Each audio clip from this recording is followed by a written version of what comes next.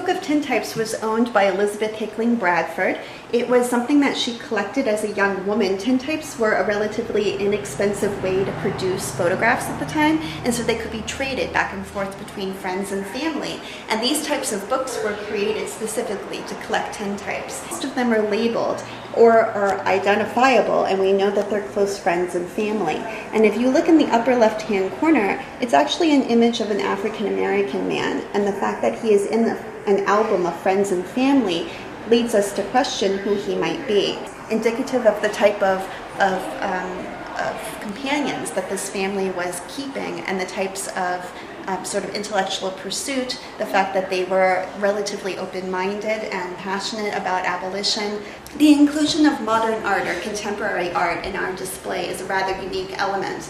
In 2013-14, we actually embarked on a project to invite local artists to visit the Bradford House Museum, as it was prior, and to create an original work of art based on their experience in the museum. So you will see contemporary art embedded in with all of the historical artifacts, all as one, and the idea is this sort of continuum that their experiences as part of the historical narrative are not so far removed from what we're experiencing today in the 21st century, and we want to keep reminding you of that relevance. And they were founding members of the Temperance League here in Duxbury, which of course was trying to fight the social ills that were caused by alcoholism in the 19th century, which was a very prevalent problem among many different layers of society at the time.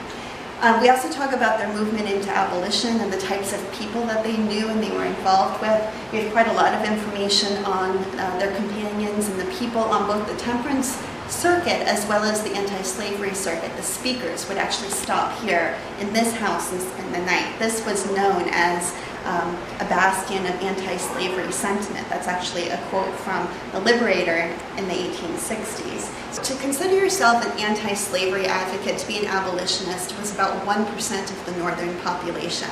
So they were definitely in the minority, and in many cases you could lose your job, you could lose your social standing, you could be at odds with your neighbors and even your family.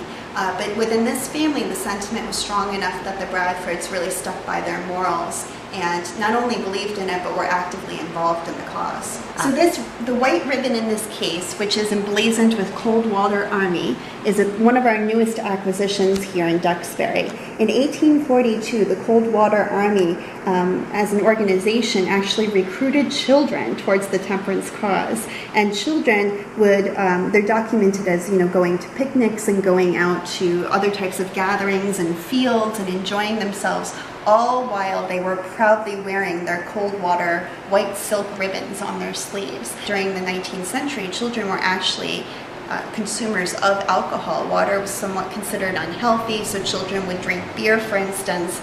And so, when it came to temperance, children were also a possibility for conversion. We wanted to ask people to engage in dialogue with the material. So when you come up, you can hear Claudius Bradford's sermon, which was an anti-slavery sentiment. You can stand up there, you can feel what it would have been like to listen to the words and to stand at the podium. But we also ask you to participate in the exhibition and to write on one of these cards what it is that you fight for.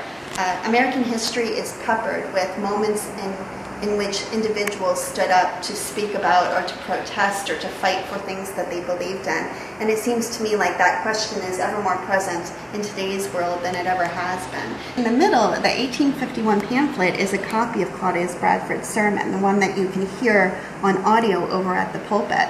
In 1851, Claudius Bradford, who was Mariah's husband, was in Bridgewater, and he woke up on a Sunday morning and decided to deliver this sermon, which was a fiery protest against not only slavery, but the very recently passed fugitive slave law, which required people to not only allow for the return of African Americans to the South, but to help the return of them. So he stood up on a Sunday morning and he delivered this beautiful sermon,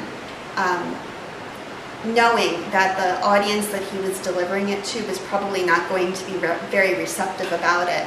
And in fact, they stood up, they turned their backs on him, and they effectively fired him. So he not only lost his livelihood, but he also lost his standing and his salary and his home as well. Bridgewater was a difficult town for people who were sort of plying the abolitionist cause. Bridgewater was making cotton gins. If there is one subject that takes a special lead and prominence of all others this day, if there is one that should fill us with regret and sorrow and alarm on this day, it is